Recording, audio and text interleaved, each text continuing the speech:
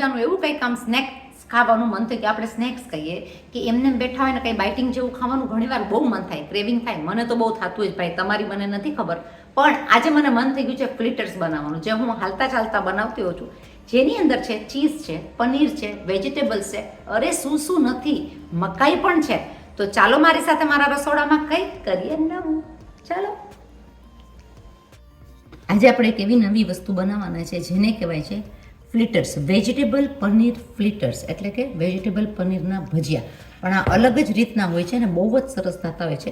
તો આપણે લઈ લીધું છે એક બાઉલની અંદર આપણે નાખી દઈશું 20 ગ્રામ જેટલું પનીર ગ્રેટેડ છે, મેં ગ્રેટ કરી લીધું છે અને ખમણી લીધું છે. એની સાથે આપણે નાખી દઈશું 25 થી 30 ગ્રામ જેટલી મકાઈ. તમારા ઘરમાં જો વધારે ગમતી હોય તો વધારે પણ તમે નાખી શકો. મેં લઈ લીધી છે ફ્રોઝન ખમણેલી મકાઈ. એની સાથે હું લઈ લઈશ લાંબા કરેલા ઓનિયન, એટલે કે કાંદા. એની સાથે આપણે લઈ લઈશું 10 થી 20 ગ્રામ જેટલું, તમને વધારે ભાવે તો વધારે નાખો, પણ 10 થી 20 ગ્રામ જેટલા ઓનિયન. એની સાથે આપણે લઈ લઈશું કેપ્સિકમ. તો લાલ લીલા કેપ્સિકમ મેં લઈ લીધા છે 10 ગ્રામ જેટલા. 15 થી 20 ગ્રામ જેટલી હું લઈ લઈશ કેબેજ, એટલે કે કોબી સાથે આપણે મસ્ત મજાનું ક્રન્ચીનેસ દેવા માટે અને સ્વાદ વધારવા માટે નાખી દઈશું કેશ્યુનટ, એટલે કે કાજુ. તો ગ્રેટેડ નથી, ખમણેલા નથી, કંઈ નહીં, કટ કરેલા પીસીસ છે કે મોઢામાં આવે તો ક્રન્ચીનેસ લાગે અને લાગે કે ફ્લિટર્સ બહુ ફાઇન લાગે છે. તો આપણે એ પ્રમાણે એને લઈ લઈશું. એની સાથે માપથી હું લઈ લઈશ મરચાં. તો આ મેં લઈ લીધા છે લીલા મરચાં સાથે માપ અનુસાર આપણે નાખી દઈશું અંદર નિમક. તો માપથી જે તમારા ઘરમાં નિમક ખવાતું હોય એ પ્રમાણે આપણે લઈ લઈશું સોલ્ટ. અડધી ટીસ્પૂન જેટલો ગરમ મસાલો. છે ને કેટલું સહેલું, આ એકદમ સહેલી રીતથી ફ્લિટર્સ બનતા હોય છે, બહુ જ સરસ અને ટેસ્ટી યમી લાગતા હોય છે. કારણ કે ફ્લિટર્સ એટલે ક્રિસ્પીનેસ હોવા જોઈએ અને લાગે બી બહુ સરસ સ્વાદમાં. સિમ્પલ છે પણ પનીર નાખેલા અને ઉપર ચીઝને આપણે કેવી રીતના ડેકોરેટ કરશું એ આપણે આગળ જોઈએ. બીજી બાજુ આપણું તેલનું કડાયું મુકાઈ ગયું છે, એટલે તેલ તળવા માટે આપણે મૂકી દીધું છે.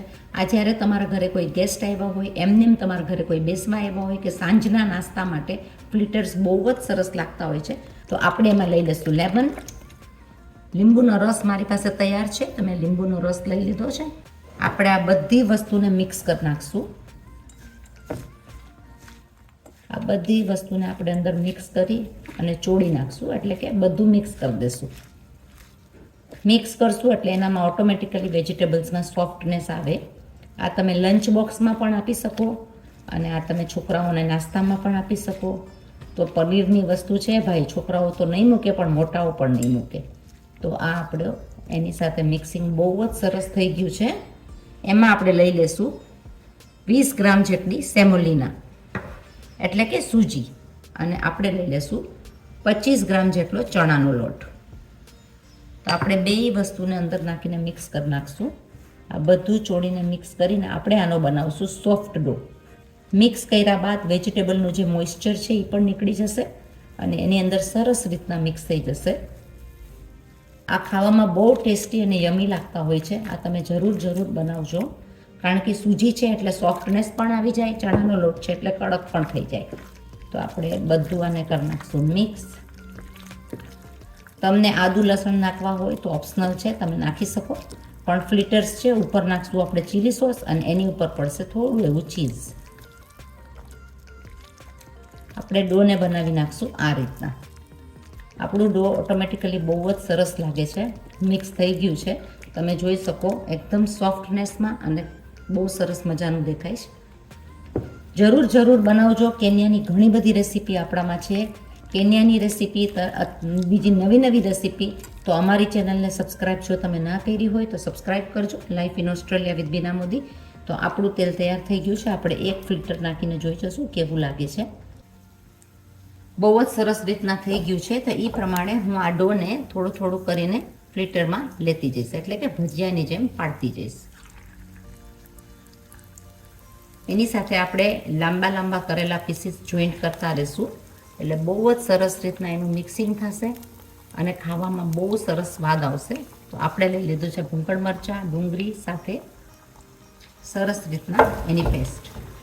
જરૂર બનાવજો. સાવ સિમ્પલ છે, સરસ રીતના ખાતા હોય છે. સેમોલિનાના હિસાબે બહુ જ સરસ લાગે. એટલે કે સૂજીના હિસાબે બહુ સરસ મજાનો થાય.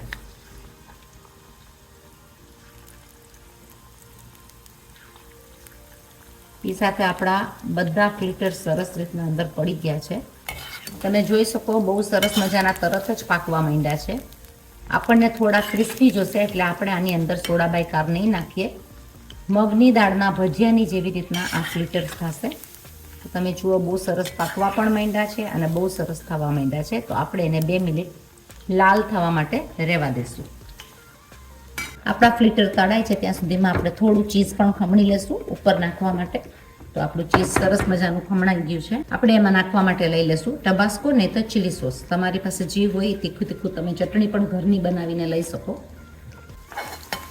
એની સાથે તમે જોઈ શકો છો કે આપણા ફ્લિટર્સ બહુ જ સરસ રીતના થઈ ગયા છે. તો આપણે એને લઈ લેશું એક બાઉલમાં. બહુ જ સરસ લાગતા હોય છે. તમે મગની દાળ ન પલાળી હોય ને તમને આવા ફ્લિટર્સ બનાવવા હોય એટલે કે આવા ભજીયા બનાવવા હોય તો તમે બહુ સરસ રીતના બનાવી શકો. જરા પણ તેલ પીધેલા થતા નથી અને એકદમ જ સરસ થાય છે. તો એ સાથે ક્રિસ્પી ક્રિસ્પી મસ્ત મજાના વેજીટેબલવાળા આપણા ભજીયા કેવો તૈયાર છે.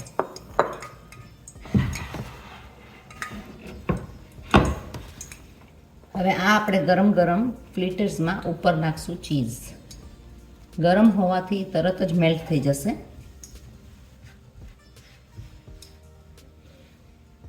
અને આ તમે યમી યમી ખાવા માટે એની ટાઈમ લઈ શકો. એની સાથે આપણે લઈ લઈશું ચીલી સોસ. ચીલી સોસ ટબાસ્કો તમે કાંઈ પણ નાખી શકો જે પણ તમને ભાવતું હોય. આપણા એકદમ યમી ફ્લિટર્સ તૈયાર થઈ ગયા છે. ઓલરેડી મેલ્ટ થવા માંડ્યા છે. તમે જોઈ શકો ચીઝની સાથે આ બહુ ટેસ્ટી લાગતા હોય છે. જરૂર બનાવજો. સબસ્ક્રાઈબ કરો અમારી ચેનલને લાઈફ ઇન ઓસ્ટ્રેલિયા વિથ બીના મોદી. આપણું ચીઝ મસ્ત રીતના ચીઝ મેલ્ટ થવા માંડ્યું છે. ચીલી સોસની સાથે ક્રિસ્પી કડક યમી ટેસ્ટી ફ્લિટર્સ રેડી છે. ચાલો કોની રાહ જુઓ છો? આવી જાઓ બ્રેકફાસ્ટ ટેબલ ઉપર, ડિનર ટેબલ ઉપર કે ગમે ત્યારે આ તમે બાઇટિંગમાં પણ ખાઈ શકો. બહુ જ સરસ થયા છે, યમી થયા છે. તરત જ તમે જરૂર બનાવજો. બહુ સહેલી રીતના થતા હોય છે અને બહુ સરસ થયા છે. ચોક્કસ તમે આ બનાવજો. Very yummy tasty fritters. જો આની સાથે મસ્ત મજાના આપણે ડુંગળી બધું નાખીને ભૂંગળ મરચા નાખીને જે ફ્લિટર્સ બનાવ્યા છે બહુ જ સરસ થાય છે. મકાઈ અને કાજુ નાખેલા. એને આપણે લઈ લેશું ગરમા ગરમ આપણા બાઉલમાં. અને ગરમા ગરમ ઉતરતા હોય અને એની ઉપર તમારે નાખવાનું છે ચીઝ. તમારે જે પ્રમાણમાં ચીઝ જોતું હોય એ પ્રમાણે તમે નાખો. ભાઈ ચીઝવાળી વસ્તુ છે કોણ નહીં ખાય? ઘરના બધા જ કહેશે ચીઝ એટલે તો હો યમી યમી યમી. આવવા જ દો. અને એની ઉપર તમે ટબાસ્કો નાખી શકો, ચીલી સોસ નાખી શકો કે તમારે લાલ મરચાંની ભૂકીની ચટણી હોય એ પણ તમે નાખી શકો. તો આ આપણે લઈ લીધું છે એની ઉપર ટબાસ્કો અને ચીઝ થવા માંડ્યું મેલ્ટ. આ મેલ્ટ તરત જ થવા માંડશે કારણ કે ગરમ ગરમ ભજીયા ગરમ ગરમ ફ્લિટર્સની ઉપર આ જે મળે અને આની જે ખાવાની મજા આવે ને ભાઈ તમે શું કહેશો? બનાવ્યા જ રાખશો. જરા પણ તેલ પીધેલા થતા નથી. ઓલરેડી ચીઝ મેલ્ટ થવા માંડી ગયું છે અને જે ડુંગળીનો ભાગ ને બધું આવે મકાઈનો બહુ સ્વાદિષ્ટ લાગતા હોય છે. જરૂર બનાવજો. જો તમે અમારી ચેનલને સબસ્ક્રાઇબ ના કરી હોય તો સબસ્ક્રાઇબ કરજો. આવી અનેરી વસ્તુઓ જેનું ખીરું પણ જો પડ્યું છે અને આપણે આને બનાવશું સાંજના ડિનર માટે. તમે આ ગમે ત્યારે ખાઈ શકો. આપણે મળીએ છીએ પાછી બીજી નવી રેસીપી સાથે જલ્દીથી. પણ અમારી ચેનલને સબસ્ક્રાઇબ ના કરી હોય આ બધી જ વસ્તુઓ સોલિડ મહેનત લઈ લે છે. તમે સબસ્ક્રાઇબ કરજો, ફોરવર્ડ કરજો, કોમેન્ટ તો જરૂર કરજો કે હજી બીજી વસ્તુઓ શું જોવી છે. કારણ કે કેન્યાની બધી રિલેટેડ વસ્તુ આપણે બનાવી છે જે બીજા કોઈ યુટ્યુબ ચેનલમાં નથી. અને હા, બીજી એક વાત, સબટાઇટલ બધી લેંગ્વેજનું છે. તમે સબટાઇટલ પ્રેસ કરશો તો તમને જરૂર જોવા મળશે. મળ્યા પાછા બીજી નવી રેસીપી સાથે. શું કરશો? સબસ્ક્રાઇબ કરશો, કોમેન્ટ કરશો. મળ્યા જલ્દીથી.